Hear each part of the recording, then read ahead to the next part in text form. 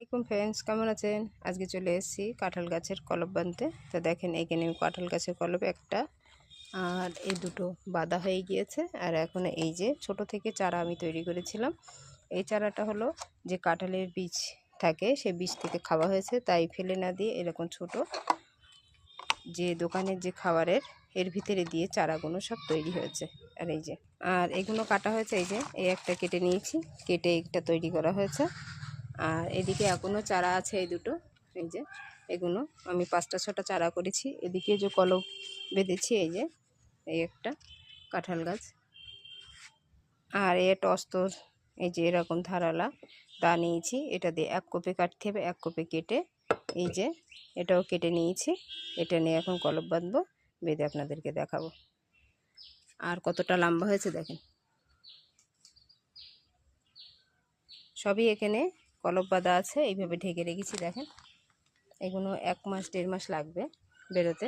আর এদিকেও পেয়ারা গাছের ছোট ছোট চারা দেখেন বাড়িতে আমি করি, কত সুন্দর হয়েছে। এর থেকে আমি বীজ কলমের চারা তৈরি করি।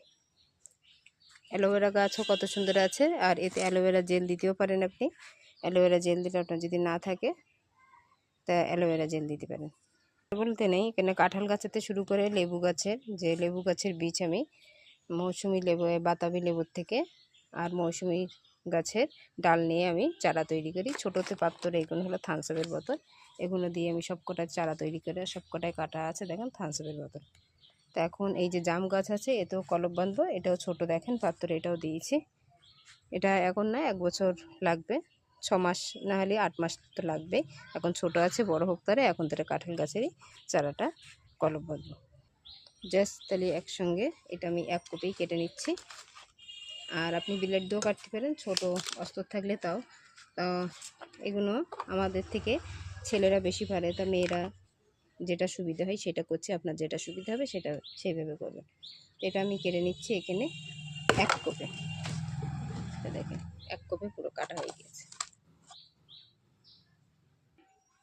এই যে এটা আমি কেটে নিয়েছি, আপনাদেরকে দেখেনি। যখনই কাটবেন এটা ধারওয়ালা জিনিস দিয়ে, ব্লেড দিয়ে হোক, এরকম এক দিক থেকে এক সাইডই আর এই সাইড দিয়ে এক সাইডই, এই 2 সাইডই আপনি কেটে সমান করে নেবেন।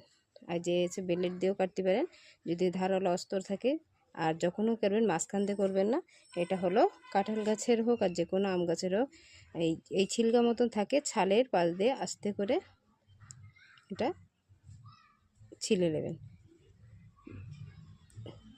বেশি গভীর করবেন না।